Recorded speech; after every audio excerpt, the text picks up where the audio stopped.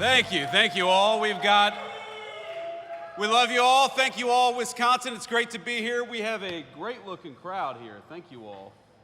It's the best looking group of welders and steel men and women I've seen in my entire life, I think. This is a sharp crew. Now, everybody behind me, I was told, volunteered to be there, and so you guys have to clap and cheer at everything that I say, and if not, we're gonna have to kick you the hell out of here. And a couple of them actually, and I'm not gonna call them out by name, but they were selected because they're some of the hardest working and best working people in this facility. And we just wanna say we're proud of you guys, proud of what you do, and proud that the tradition of Wisconsin craftsmanship lives on in this great facility right here today.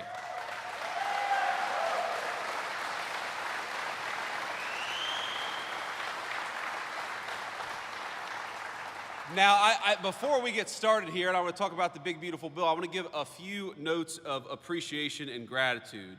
So, first of all, I think this is probably the third or fourth time I've been to Crosse, Wisconsin. I came here a lot during the campaign. It was always great to be here, and I joked that you all would get sick of me, but I would come back as Vice President of the United States, and I'm proud that I got to keep that promise, thanks to you.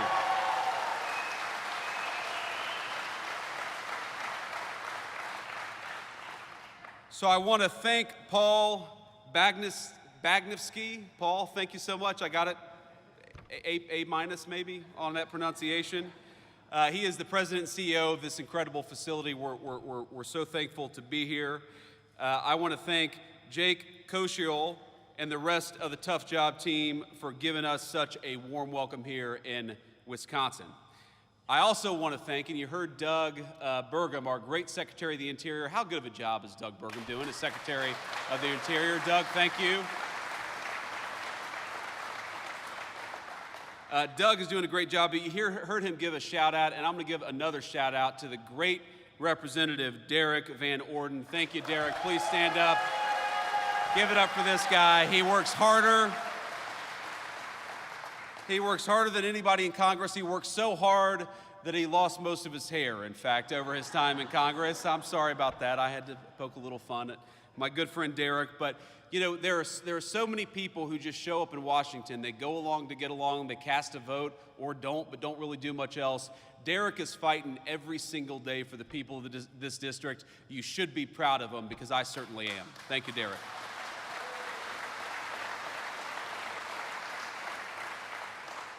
And I guess we got the senior class from Luther High School. Where are all the Luther High School students? Where are you all at? Thank you all. Now, have you all started school yet, or are you playing hooky today? You have, okay, good. Well, I'm glad the Vice President coming to town got you guys out of school a little bit. But let's talk about the future, because these kids are the future. We want to make sure that they have a prosperous American future to grow up in. And let me take you back a little bit to where I grew up in Middletown, Ohio, southwestern Ohio, where my papaw, and the reason I love the welders in particular is my papaw for 42 years was a union welder at a place called Armco Steel. And when I was growing up, Armco Steel had shed about 80% of the workforce that it had employed when my papaw was working there during its heyday. And unfortunately, it was one of the lucky ones, because a lot of the steel mills lost about 80% of their workforce. A lot of the steel mills didn't exist at all. And I think that what happened is that for those of us who grew up in those factory towns, we were so used to seeing those proud, big, beautiful factories, seeing the night sky lit up with that furnace. We were proud of what our parents and our grandparents made every single day. And of course, they were proud to earn the kind of a job that enabled them to provide us a good life. And what happened?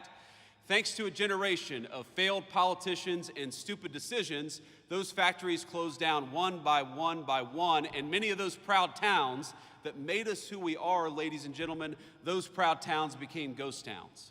Well, not anymore. What the President of the United States was elected on a promise to do was to bring back American manufacturing, to bring back American craftsmanship, and that is exactly what President Donald Trump is doing every single day in Washington.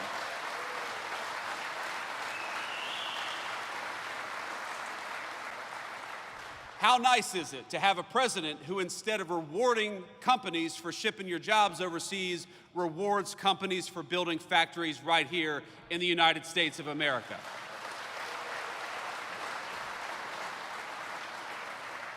How nice is it to have a president of the United States who, instead of raising your taxes, is cutting your taxes by historic margins every single day, as we just did?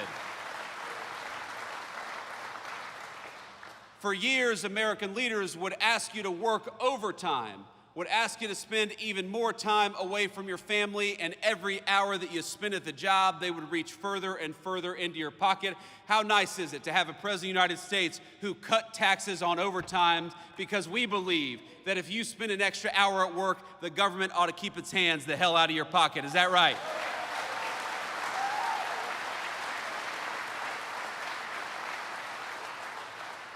We know about 5%, about 1 in 20 Wisconsin workers rely on tips to bring home the bacon for themselves and their families. How nice is it to have a president of the United States and Republican majorities in Congress that cut taxes on tips instead of forcing our waitresses and service professionals to deal with the IRS? We ought to make it easier for folks to get by, which is exactly what we did when we cut taxes on tips, and Wisconsin families are going to be the beneficiaries.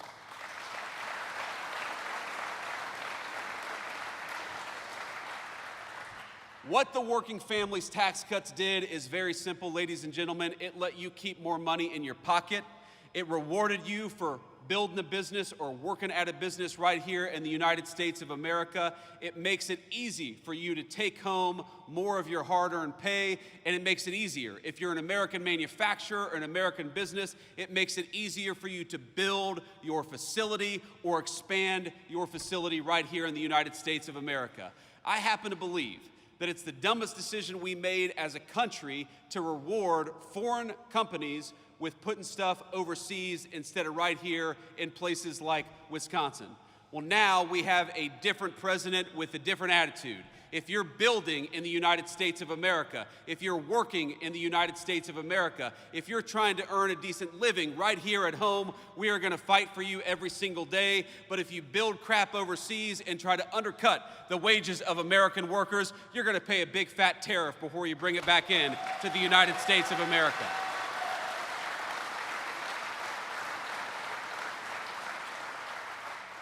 Now, I was talking with a Fox News host earlier, and I'm going to embarrass him a little bit. I'm going to make him stand up and be recognized. You guys know Will Kane. Will, a lot of us watch his show. He's doing a good job. You know, what I told Will earlier is that all these problems are interconnected. Why is it that we allowed these Mexican drug cartels to bring this poisonous fentanyl into our communities?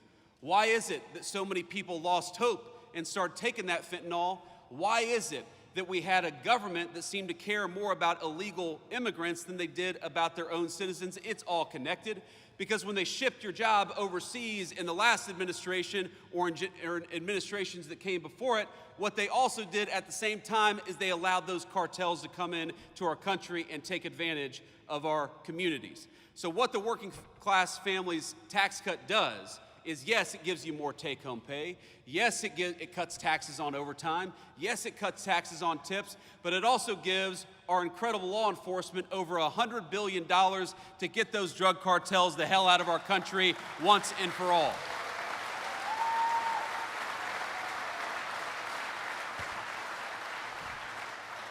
It's very simple. Donald Trump's Republican Party wants very simple things for this country.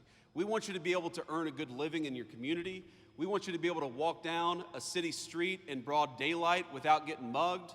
We want you to be able to take your family out to a nice meal wherever you want to without the fear of violence from criminals, whether they're domestic criminals or international drug cartels.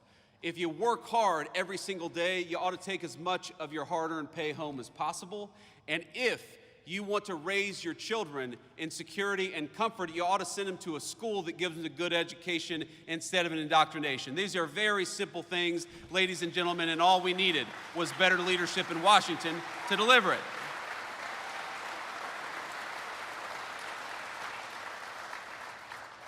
Now, Representative Van Orden will tell you this, but if you didn't know, that it turned out that we didn't get a single Democrat vote for cutting taxes on tips, cutting taxes on overtime, or increasing the child tax credit.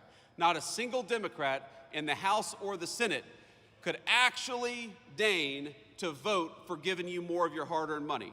And we got to ask ourselves why that is. Because as much as I am proud of what we've accomplished, it would honestly be a little bit easier, wouldn't it, Derek, if the Democrats actually worked with us instead of fighting us every single step of the way.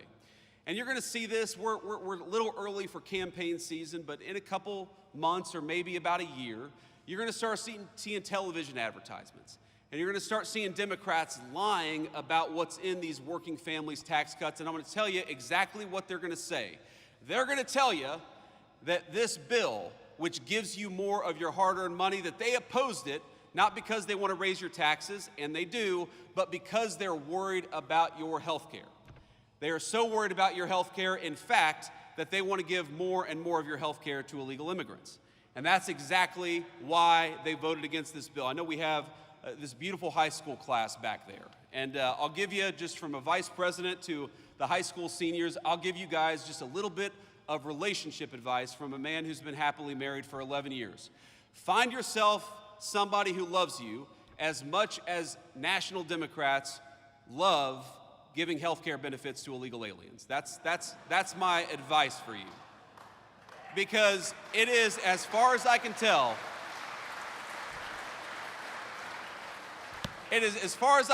the reason why the National Democratic Party exists. Do you know that this bill makes tens of billions of dollars in investments in our rural health care infrastructure, which was falling apart under the last administration?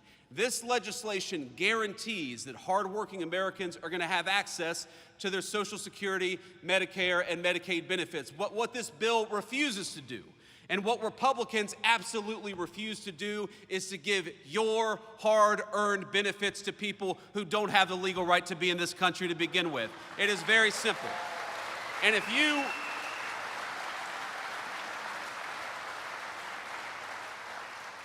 you want to protect the people's benefits, if you want to protect rural health care, if you want to make sure that whether you live in a big city or a small town, you have the ability to go and see a doctor, and that is exactly what we want to do, then the first thing you ought to be doing is making sure that the people who get federal health care benefits actually have the right to be in this country in the first place. That is the first and most important step.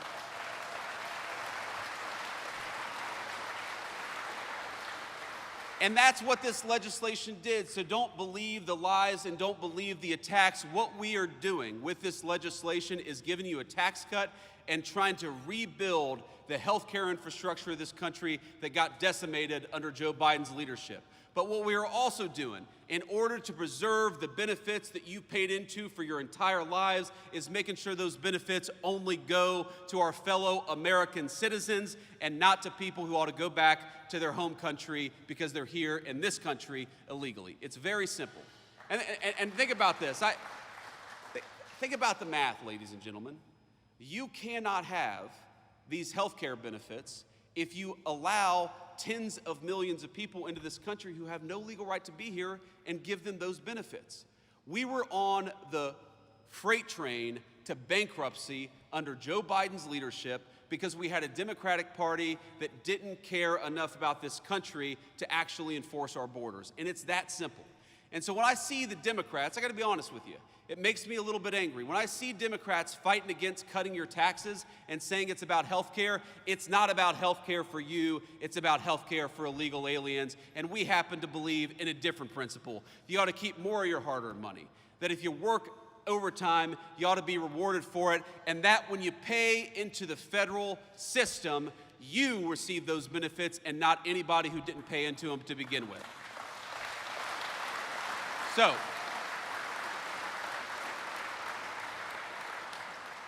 let me say just a couple more things, and then I'll hit the road, but maybe I'll take some questions. Should we take some questions from the fake news, ladies and gentlemen?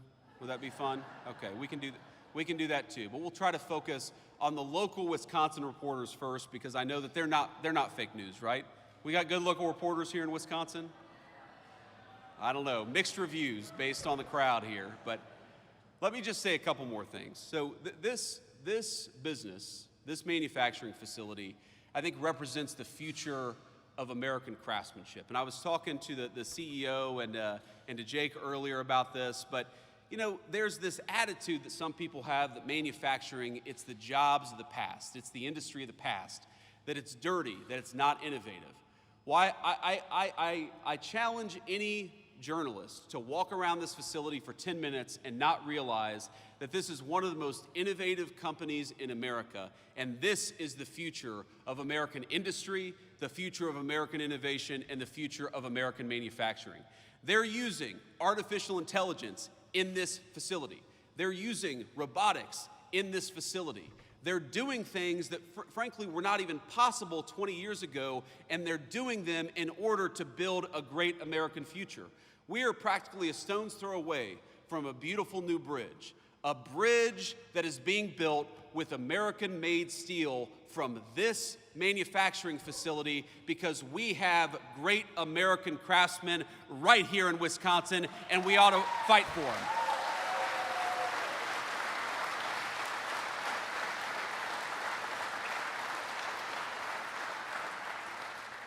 And I know the people out in the crowd, the people standing behind me, there are stories of proud work being done every single day. There are stories of a good wage being earned that allows these folks to support their families.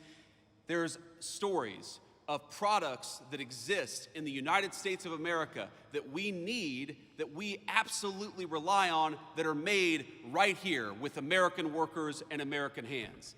That makes me so proud to be your vice president, to get to stand here, to get to see a little bit of it, to take a little tour, to recognize that the American future that our children deserve, that the American future that our children rely on is going to be built by and for American workers, and you guys are the proudest American workers in that tradition. So God bless you, and thank you.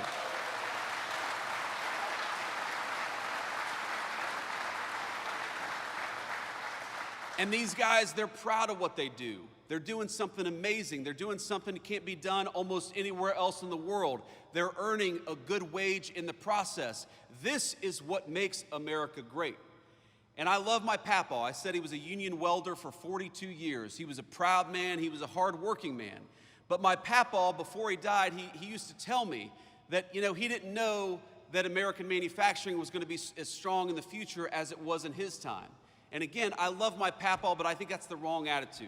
American manufacturing must be as strong in the future, or America's future will not exist without it.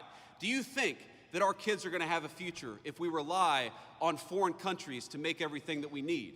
Do you think we're going to have a future if the pharmaceuticals that we put into the bodies of our children are made by a foreign adversary? Do you think we have a future if we can't even drive over a bridge without asking permission from some foreign country? That is no way to build a future. The way to build a future is with American workers, and I'm proud that in Wisconsin that's exactly what we're doing. So God bless you all.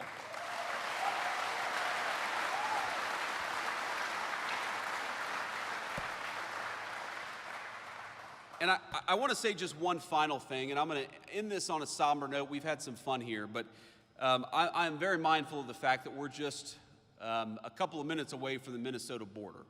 And of course, we had this terrible, terrible school shooting yesterday in Minneapolis. And I imagine, like a lot of you all, it hits pretty close to home, very personally, because though you may not know anybody who's affected by it, I think a lot of us know people who've been taking their kids in the last couple of weeks to their first day of school. And in fact, my son, my little 5-year-old, I love him so much, and if you're watching, buddy, Daddy loves you. He started his first day of kindergarten just 2 days ago. And again, we're very proud of him, and we love him very much, but I know that there are a lot of families who were in their first week of school just outside of Minneapolis, and that was pierced. That incredibly pure and wonderful moment was pierced by a very vicious and a very evil person. And so I just want to say a couple of things. The first thing that I want to say is, remember, we're an American family. And the people who lost children, they are your fellow Americans. And those children who lost their lives and lost their future, they are your fellow citizens. So think about them and say a prayer for them. And remember that they are as much us as our neighbors right here in this wonderful community in Wisconsin. And the thing that they need most of all is they need their fellow Americans to reach out and care about them, and I know that every single one of us is going to do that. That's the first thing that I wanted to say.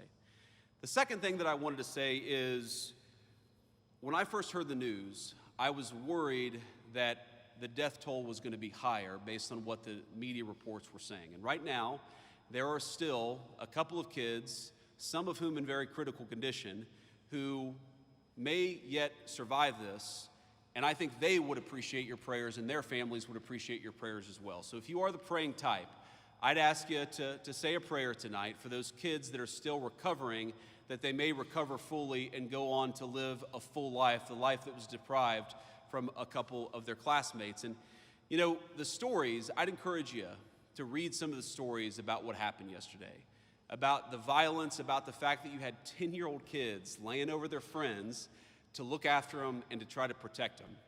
And while yesterday was an unspeakable tragedy, I'd ask you to remember that we also saw the very best of the United States of America. And to every person who protected a friend, to every first responder, to every paramedic who made it so the death toll wasn't higher, we love you, we're proud of you, and we'll never forget the great American spirit that you showed yesterday.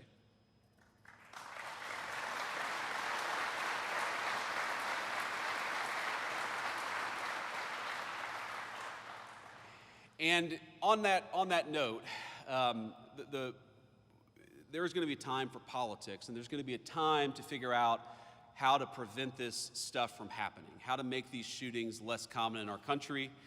And I'm not going to speak about that now, but I would encourage you, the First Lady, Melania, who really has a very big heart for children, obviously as a mother herself, she put out a statement earlier today that I think is really worth taking a look at, because this happens too much in our country.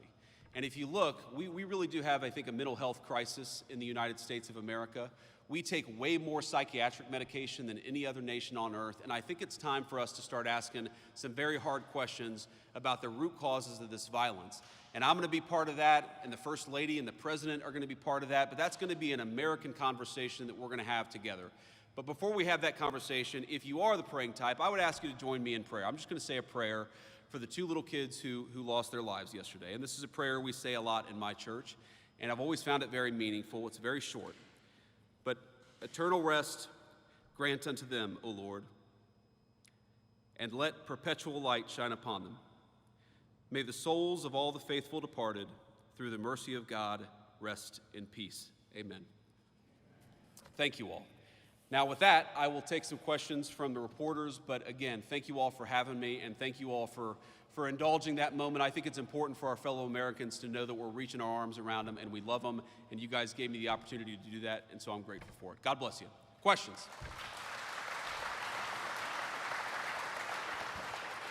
Caden Perry, La Crosse Tribune, local reporter. I'm curious, a lot of investments in the steel industry in this nation, especially the signing of the Nippon and U.S. Steel merger in Pennsylvania, a lot of those investments seem to be going to the Rust Belt and major corporations there. Can you point to something in your policy that will help small businesses like this and others that are maybe outside of the conventional areas for the Rust Belt? Yeah, so first of all, by ensuring that facilities like this have access to great American-made steel, we make sure they're never going to get cut off. And I talked to the CEO about this earlier. We make sure that they're always going to have the supplies necessary to do the business that they need to do. And that's a very important thing, because as we learned during the COVID pandemic, when you rely on foreign countries to make your critical supply, sometimes those foreign countries don't work. You can't depend on them. We can depend on our fellow Americans, and that's why it's so important, big corporation and small, to bring this stuff back to the United States. But you ask, what is going to help this small business? Well, first of all, the workers here, when they work an overtime shift, are not going to have to pay taxes on those overtime hours. That's going to help the workers and consequently the business right here in this facility. But also, you heard Secretary Burgum talk about this earlier. When a plant like this makes a big investment, we want to make that pay in the tax code. We don't want to penalize them for investing in American workers and American production. And the working families tax cut, you know what it does? It completely accelerates depreciation, so that when they make a big investment, when they buy a big amount, when they buy a big new facility or they buy a big new piece of equipment, they can immediately benefit from that in the tax code. And it's such a reversal from what we've had in this country for 40, 50 years, where we would penalize companies in the tax code for building and making in the United States of America. Under President Trump's leadership, we're rewarding companies in the tax code for building and making right here at home. Next question. Good afternoon. Charles Benson with TMJ4 out of Milwaukee. As you know, the president this week signed an executive order around the National Guard. And so I'm curious if you can give us some more detail on that, wanting the National Guard members to be available for rapid mobilization and establish a quick reaction force. My question would be, would that quick reaction force be deployed to help with day-to-day police work, and would a governor, like the governor of Wisconsin, have the option to say no to any deployment nationwide? Well, let me say a few things about this. First of all, the principle at stake here is very simple. Americans ought to feel safe on American streets. How many of us...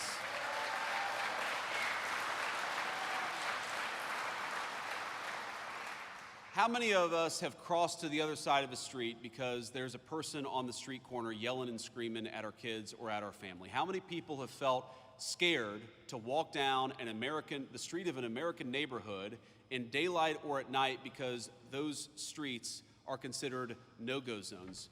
How ridiculous is it that we ever let there be no-go zones on streets paid for by American taxpayers? You bought those streets, you ought to be able to enjoy them as American citizens. It's very, very simple. So that is the principle at stake here. And in Washington, D.C., let's step back a little bit. Washington, D.C. got to a point where it was having a murder more than every other day. The national capital of the most powerful nation in the history of the world had a murder every other day, carjackings, armed robberies that rival literal third world countries, and the President of the United States said, this is America's city and enough is enough, and he deployed the National Guard to fix it. Now that was the right decision at the time, but I don't know how anybody can look at the results over the last 14 days and say anything other than thank God Donald Trump did what he did. Because armed robberies, carjackings, murders are down between 40 to 90%. Even the very Democratic mayor of D.C. said yesterday that she was grateful for the additional police presence because it made it possible for people, Americans, black, white, rich, and poor, to enjoy the nation's capital again. And that's what I want. I mean, all of you, Washington, D.C. is your town. You literally built it with your tax dollars. You should be able to come and go to one of these beautiful museums or see one of these incredible monuments without fear that you're going to get mugged. And that's what we have changed in just a short period of time. And you asked the Wisconsin-specific question. What the president has said is that, very simply, we want governors and mayors to ask for the help. The President of the United States is not going out there forcing this on anybody, though we do think that we have the legal right to clean up America's streets if we want to. But what the president has said is very simply is, why don't you invite us in? Is Milwaukee a super safe city right now?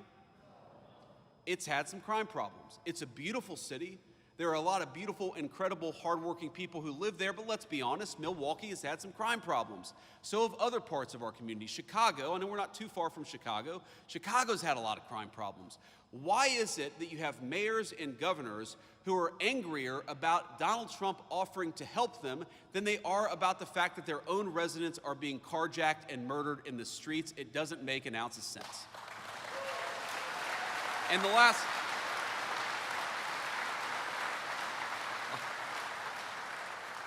And the last point that I'll make about this, sir, is, I'm going to violate the advice I gave to the President of the United States yesterday, because we were having lunch yesterday, and the President said, JD, I don't know how I did it.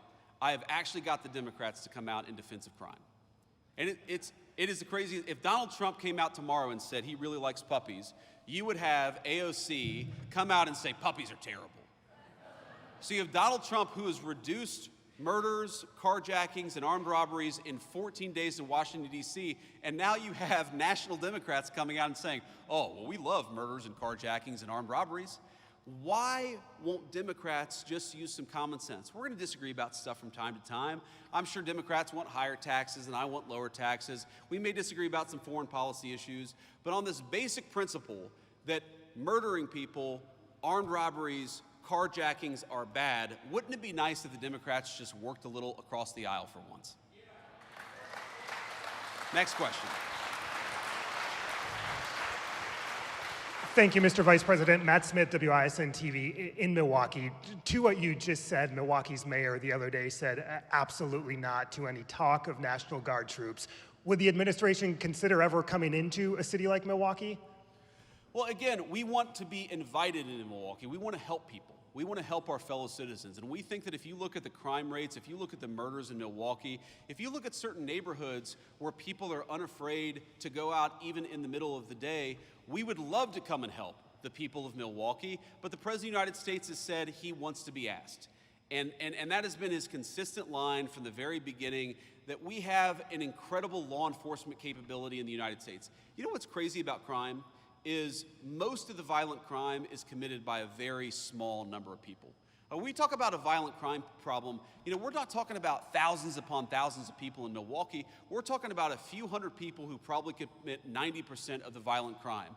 We would love to come in and help lock up those violent criminals. I hope the mayor of Milwaukee gets some common sense and actually fights for her residents for a change, or his residents for a change, because we would love to actually help cut down on the crime in this community. Thank you.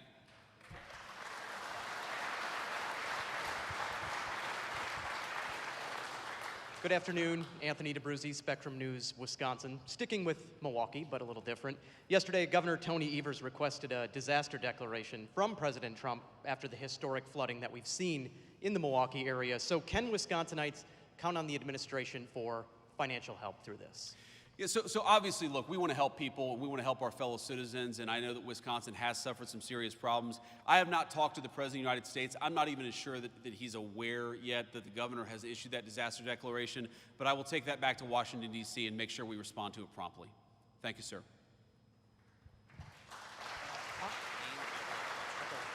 Hi, Mr. Vice President. Daniel Gomez, WEAU in Eau Claire, Wisconsin. So I see that you've been touring around the country, visiting congressional battleground districts. No different here, Wisconsin's third. You're here also garnering up some support for Derek Van Orden. So my question here is, can we expect you again next year when we actually get to the midterm elections? And will you also address other issues in Wisconsin's third district, which include agriculture, childcare, healthcare, and all these other things that impact rural, hardworking, working class Wisconsinites here? Of course. Well, do you all want to have me back next year? Is that okay? All right.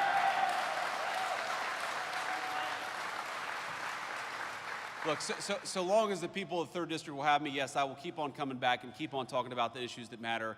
You asked about agriculture, I think rural health care, and also child care. Look, if you look at the working families tax cut, there's a lot there for agriculture. There's a lot. For example, if you buy a new tractor, you buy a new piece of farm equipment, wouldn't it be nice if you were rewarded in the tax code instead of penalized in the tax code? Well, now, thanks to the working families tax cut, you are going to be rewarded, which is why the farmers were really big and supportive and behind the legislation. We had such great support from our farming community in Wisconsin and all over the country for this legislation, I think in part because it does a lot for our farmers.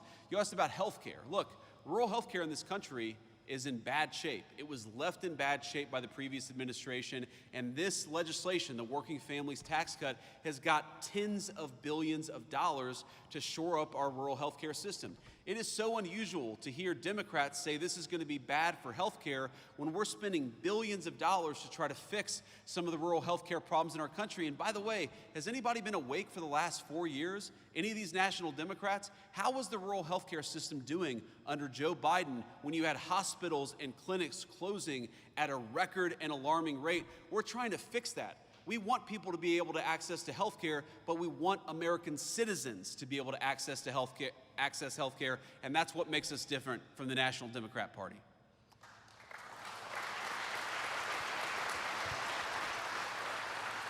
And I'll take maybe a couple more questions, then we're going to hit the road.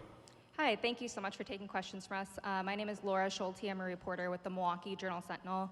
You've talked a little bit, about the disaster declaration, but I'm wondering, how long will Milwaukee have to wait for a disaster declaration from President Trump? Well, if I understood the question correctly, and this is the first time that I'm hearing about it, we got the request from the governor yesterday. Is that right? Okay, so I mean, it's very possible that request has not even made it to the president's desk. I mean, these things sometimes take more than 12 hours before they get to the president's desk. So what I can promise you is now that I'm aware of it, we're going to take a look at it. We're going to make sure that it gets the review that it requires. And look, we love Wisconsin. We love all of our American citizens. People are struggling. We recognize that, and we want to figure out ways to help them. Thank you.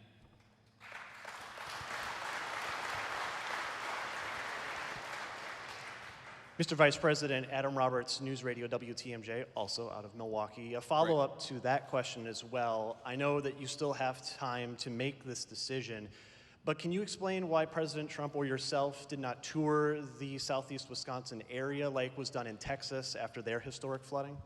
Yeah, I can give you a very simple answer to that question is, if you remember the Texas flooding, the president did not show up until he felt like he could provide comfort and aid to some of the grieving families, but not actually be a huge distraction for law enforcement. I mean, look, it is a reality of the world that when the president or the vice president of the United States show up, there are a lot of Secret Service, there's a lot of local law enforcement. And I remember explicitly being in the Oval Office talking with the president about this. He said, I really want to go to Texas, and I really want to visit with these grieving families, but we can't do it until the local law enforcement says we can support this without affecting the recovery and other efforts. So we would love to visit, we would love to talk to people, but some of this depends on we talk with local law enforcement, and we don't just want to show up for a photo op, we want to show up and actually help, and that's what the President of the United States is focused on.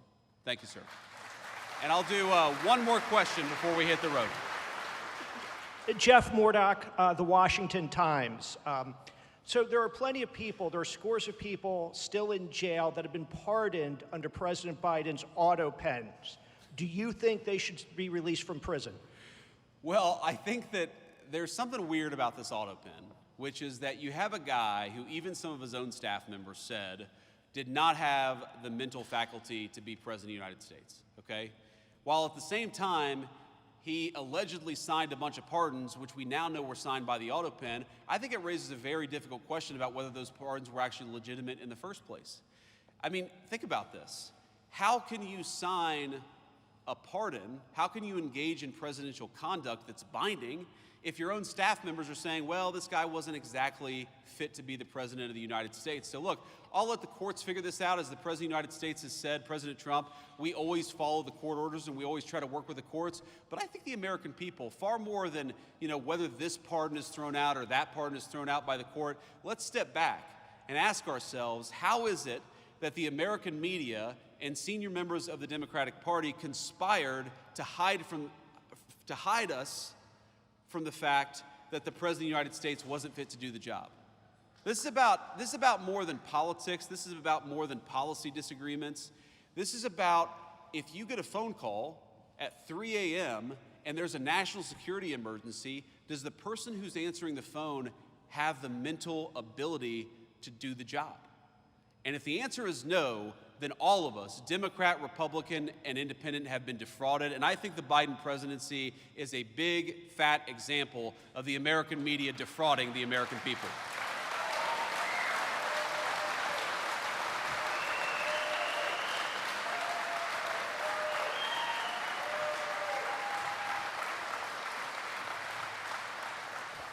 So on that note, I just want to thank you all again for having us, and just remember, we are every single day in Washington, D.C., we are fighting for you. We're fighting for your jobs, we're fighting for your wages, we're fighting for low taxes for you and your families, we're fighting for rural health care. We believe that the most important thing the President of the United States can do is put the interests of Americans first. That is what we have done for 7 months, and we'll keep on doing it for the next 3.5 years. God bless you all. Thank you for having me. Hello.